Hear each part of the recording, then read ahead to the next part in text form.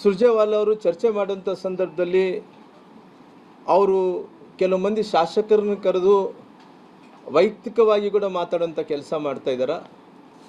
ಕೆಲವು ಸಂದರ್ಭದಲ್ಲಿ ಗುಂಪುಗಾರಿಕೆಯಲ್ಲಿದ್ದಂಥ ಶಾಸಕರು ಕೂಡ ಕರೆದು ಮಾತಾಡೋಂಥ ಕೆಲಸ ಮಾಡ್ತಾ ಇದ್ದಾರೆ.